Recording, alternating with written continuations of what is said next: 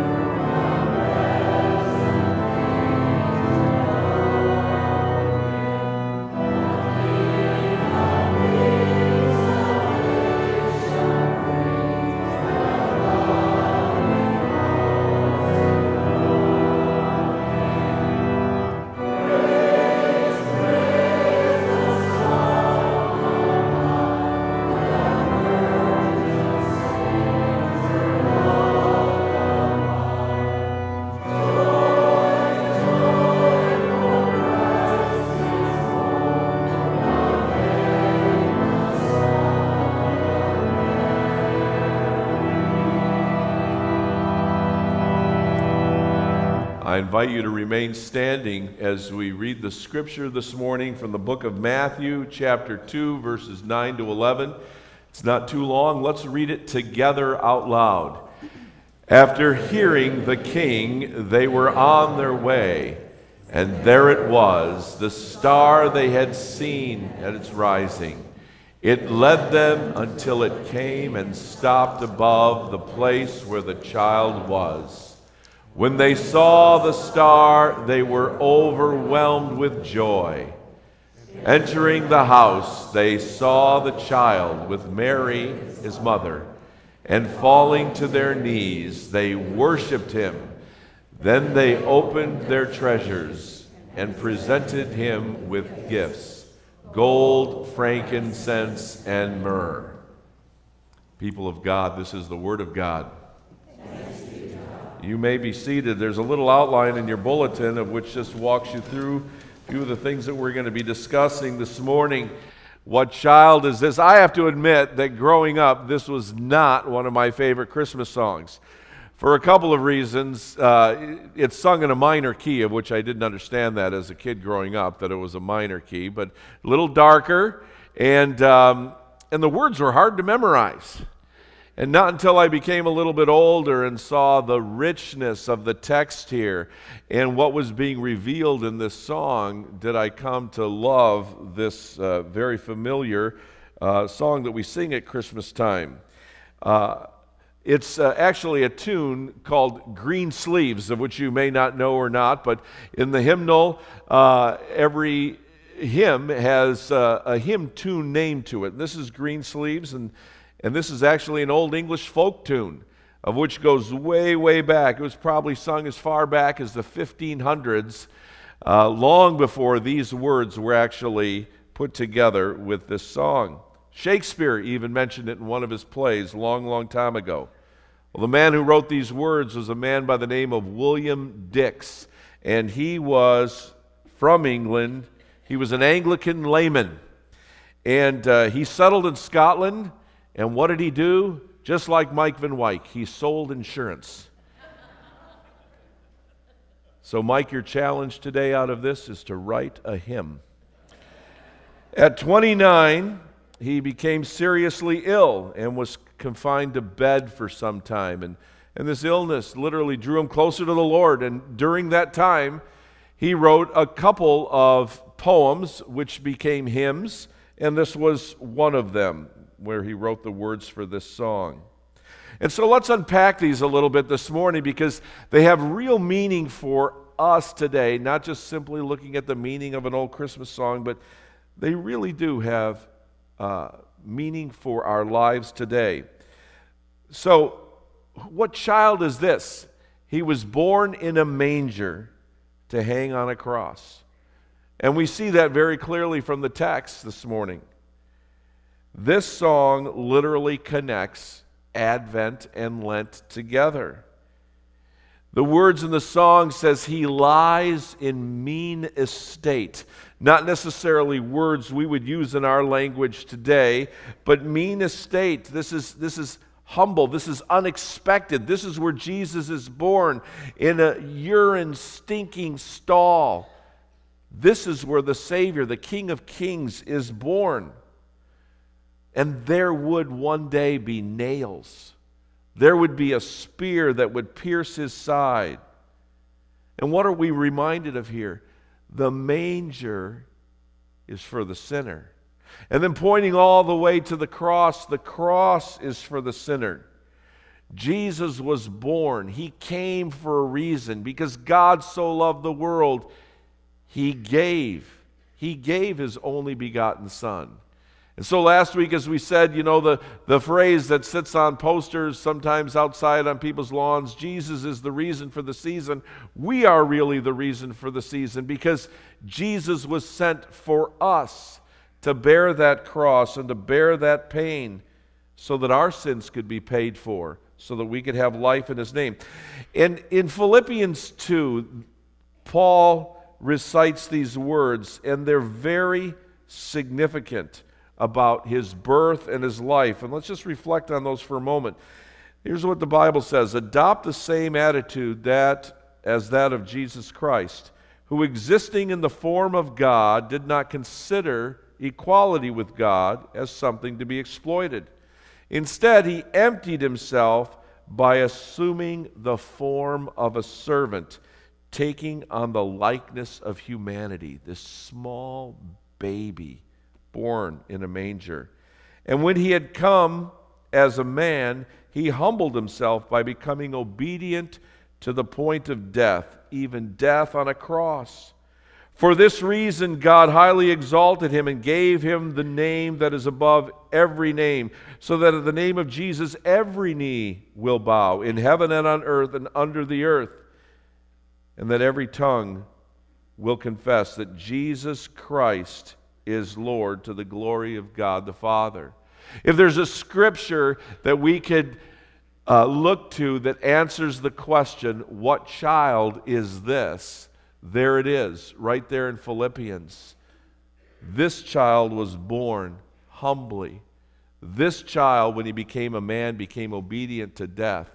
this child would die and rise again and ascend into heaven and sits now at the right hand of God, and he is going to come again. That's who this child is, and that's who we wait in anticipation for even on this day in 2018.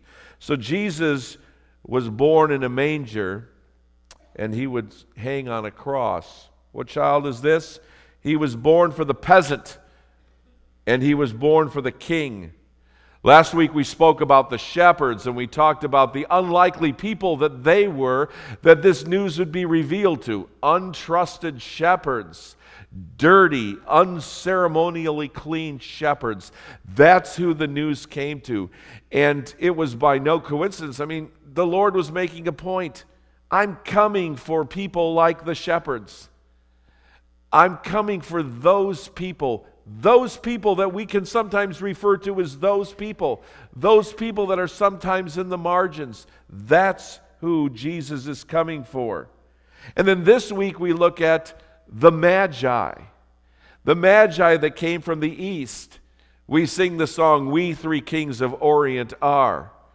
Probably not three kings, but these kings. So he comes for the peasant, and he also comes for the king. Who were these Magi? It's interesting because the Magi, there's such confusion over them because we like to sing this song that keeps saying that there's three of them. And then there's also some that come up with names like Casper and Melchior, and these names of which, by the way, aren't true. But they make a great story.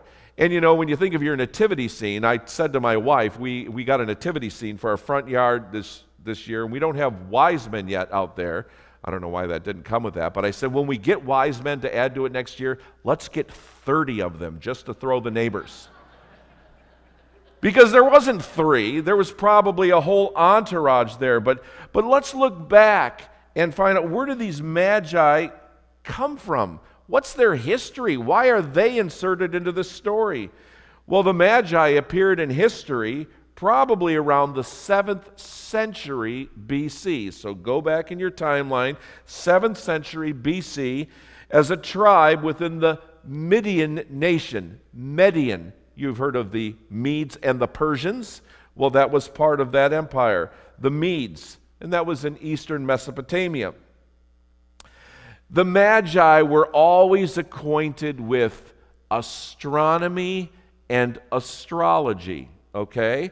And at this time in history, those were almost linked together as one. We as a church here today wouldn't put stock into astrology, but astronomy is certainly a legitimate science. Magi were oftentimes involved in occultic things that we would consider evil, and sorcery. And you can see that this is where the word magic comes from. Magi, magic, magician. But then we come to the book of Daniel. And many of you are familiar with Daniel. If you don't remember Daniel, there's a whole book of the Bible devoted to him. It's a book of prophecy. And probably the story we most remember about Daniel is being cast into the lion's den. And in the Babylonian kingdom, of which that's where Daniel was being held captive, the Magi were incredibly high officials. And we see that throughout the book. And the reason I'm going back to Daniel is very significant for these Magi that are coming now to visit Mary and Joseph and the baby Jesus. The Magi were seen as experts at that time in interpreting dreams. And perhaps something that you can remember about Daniel is Daniel had been given the power by God to interpret dreams that the Magi couldn't interpret. For many reasons, Daniel became highly regarded by the Magi of that day. And if you remember the story of Daniel being thrown into the lion's den, again, we're used to reading this out of maybe a children's Bible, and we see pictures of Daniel probably as a teenager or a 25-year-old. Daniel was actually about 80 years old when he was put into the lion's den, okay? 80 years old. Well, the officials at that time were the ones who plotted this plot against Daniel. It was different than the Magi. The Magi were not behind this. Daniel had taken the Magi, he had protected them on some occasions where they were going to be put to death for not being able to interpret dreams. And so there was a great loyalty there with these Magi and Daniel.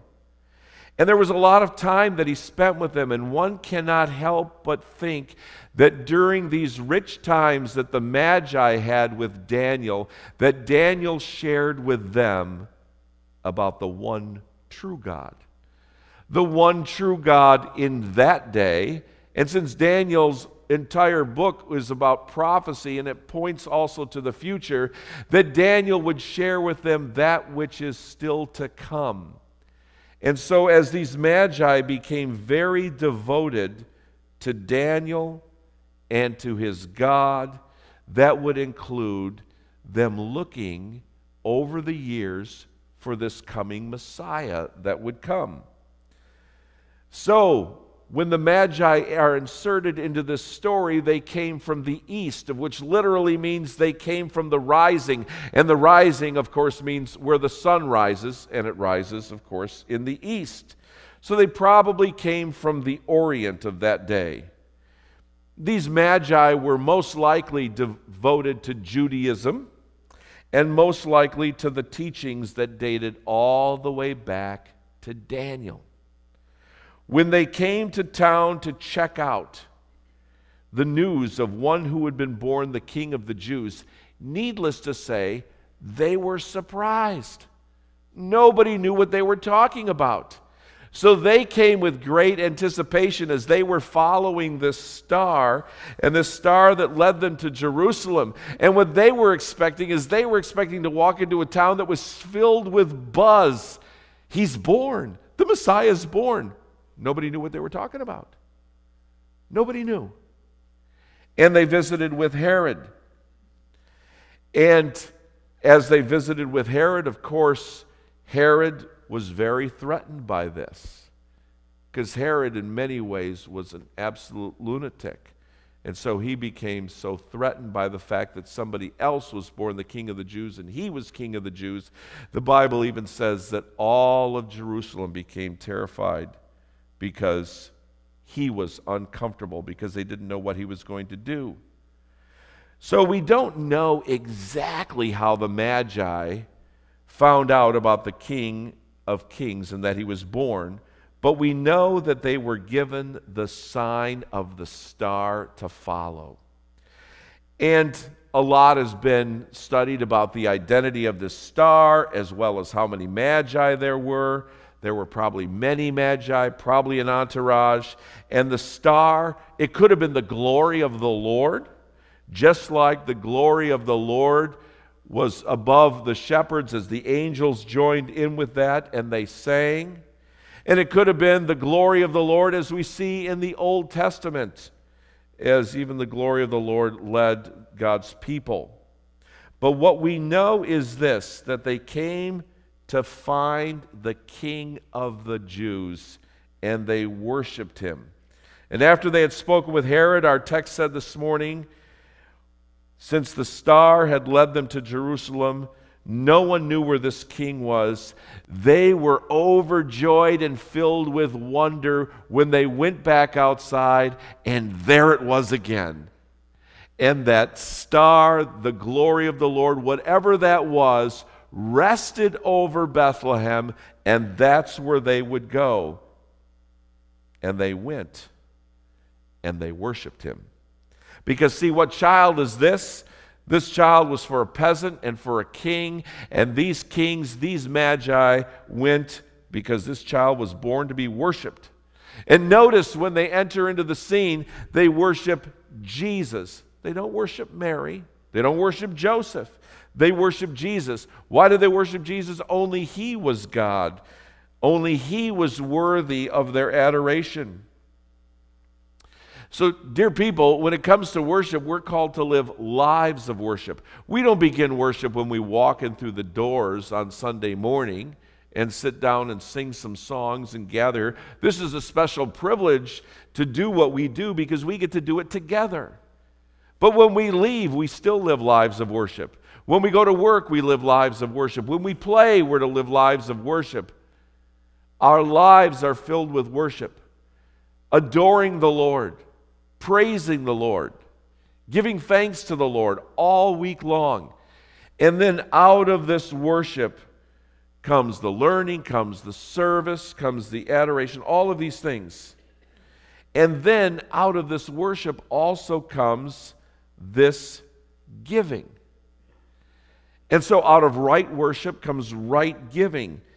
And these gifts that they brought were a part of their worship. It was the overflow of their worship. It's like, of course we're going to bring gifts.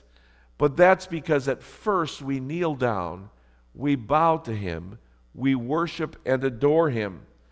We all know the gifts, and because there were 3 gifts, that's made us deduce that there were only 3 people. But they brought gold. And gold really is a symbol of Jesus' royalty. They were recognizing Jesus' royalty in that moment. After all, gold was and is the most precious of metals. It's a universal symbol of material value and wealth. It was used even in the construction of the ancient temple that God designed. It's a symbol of royalty. Jesus is Lord. When these wise men, these magi, came in, they bowed down to Jesus, and then they gave gifts. We bow down to Jesus, and then we give our gifts. We give our service. Interesting story about an English officer by the name of Lord Nelson. He was an admiral in the Navy. And Lord Nelson became known for the graciousness that he would express towards the very people that he conquered. And so there was one particular story of him conquering another ship, and the leader of that ship came on board, and of course there would be a surrender that would take place. Well, he had heard of Lord Nelson's graciousness in these times of defeat, so as he walked towards Lord Nelson, he reached out his hand to shake his hand. Well, Lord Nelson just stood there with his hands at his side, and he said to this man, he said, "First, surrender your sword, and then you'll receive this hand." And see, folks, that's what it looks like in our relationship with Jesus. We love to sing "What a Friend We Have in Jesus." Totally appropriate. After all, Jesus said that He wants to be our friend. But the friendship can't happen without surrender, without bowing down, without acknowledging ourselves. Listen to this. Acknowledging ourselves as His subjects. We're His servants. We need to recognize that Jesus Christ is Lord. He is sovereign. What child is this? He is sovereign. And so when we acknowledge that, He'll extend His hand. As a matter of fact, I think Jesus does far more than that. He'll extend that hug to us when we acknowledge who He is. That's what's so unique about Him. And we even remember from Revelation chapter 1, and I've spoken this before, John sees this awesome Jesus as he looks now sitting there in heaven. And of course, the first thing that when John realized who it was, he fell on his face. And what did Jesus do? He comes over and he lays his hand on him. He says, "Don't fear." We acknowledge that Jesus is Lord. And then we worship Him as sovereign Lord. And then they also brought frankincense. And this frankincense, it's been seen as recognizing Jesus' deity. Frankincense was costly. It was beautifully smelling incense used only for the most special of occasions. In the Old Testament, they had frankincense in a special chamber in the front of the temple. and it was sprinkled on certain offerings to bring this beautiful aroma up to the Lord. And what was it motivated by? It was motivated by the people's desire to please God. To please God. Jesus is Lord. He is God. This frankincense is for you, God. And they brought myrrh. And myrrh is often seen as reflecting Jesus' humanity, because as we read from Philippians, Jesus was humbled and he took the form of a man. He took the form of a speechless baby here in a manger. He put on this skin, and this baby would grow into a boy, and the boy would grow into a man. And ultimately, when he was in his early 30s, this strong, robust body would be put through suffering. Suffering that would hurt, because after all, it's a human body. And as he received lashes, it hurt, and a crown of thorns, it hurt. And ultimately spikes through his hands and through his ankles, nailing him to a tree, it would hurt. So he was brought myrrh, because myrrh was used to prepare bodies for burial. So gold, frankincense, and myrrh. What child is this? This child is God. Just as the disciples, perhaps you remember, they go out on a boat and this big windstorm picks up. Jesus is asleep. And the windstorm picks up and it's blowing. They think for sure they're going to die. They can't imagine how Jesus is sleeping through this and somehow ignoring all of this. And of course, they wake up Jesus. Jesus comes and he says, "Peace, be still." And they are in awe. And they say, "Even the wind and the waves obey him." What child is this? He is God. This is that child. For the storms that we have in life, he brings peace to those storms. What child is this? He came in a most surprising way in poverty. He would live a humble life. He would reach out to all people, peasant and king. He would reach out to those that are often seen as marginalized, those people who are without material things, without clothes. Jesus described them as naked, the hungry, those who are in prison. This is that child. See, Christmas just doesn't commemorate the birth of Jesus. It points to his death for us. It points to his resurrection and his victory over both sin and death. And it points to his ascension and his return, which will be something that everyone will see, and every knee will bow, and every person at that time, they may not believe in Jesus, they may not have accepted Jesus as their Lord and Savior, but when Jesus comes back, the Bible says everybody will know he is Lord. This is that child, and he came for you and me. What child is this? The greatest message that we can share at this Christmas time is this: he is our Savior. We need Jesus. We need Jesus for eternal life. We need Jesus for abundant life right now. Relationships come and go. They don't satisfy. People try drugs. They don't satisfy. Material things, you'll buy a lot of stuff for Christmas and you'll have well wishes for people. Praise the Lord, that's good. People like to get and give gifts, but they'll all end up in the thrift store. I mean, really. They don't satisfy ultimately, but Jesus does satisfy. This is that child. He came for you and he came for me. And perhaps today, you will truly meet the Christ child. This Christ who is now reigning at the right hand of God for the first time. Let's pray together. Father in heaven, we bless your name.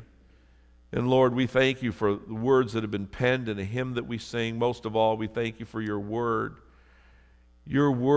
that reveals so clearly who Jesus is, not just for a story that takes place in the Bible, but who Jesus is for us today. And Lord, people may be sitting here this morning and they're saying, because your Spirit is prompting them, I need this Jesus.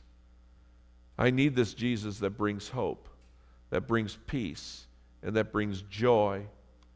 In the midst of the storms of my life, Lord, I need Jesus. So, Lord, I pray that those who are hearing the knock on the door of their hearts would be able to admit their sins, that they're sinful, and that they would be on their knees and to say, Lord, I'm sorry. I'm sorry for all that I've done. And that they would believe that this Jesus has come so that they might have life, and that they would commit to a life of following after Jesus, and that lives would be lived as lives of worship. And so that everything that we do comes out of an extreme gratitude, because we love Jesus, and we can only say that because he's loved us first. And it's in Jesus' name that we pray. Amen.